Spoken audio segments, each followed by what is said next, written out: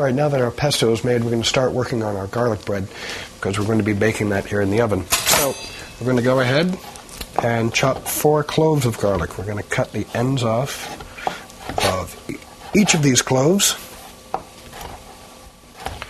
And then because we want to cut each clove into pieces about this big, we're just going to take our ends and discard them. Over and cut them lengthways, and then you'll see as we're cutting it rises up the knife blade, so push that back down.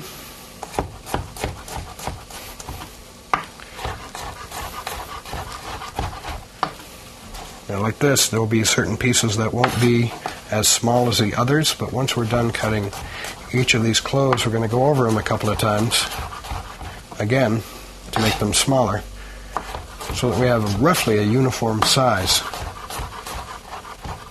for each clove. Okay, we'll piece them together. Go over them together again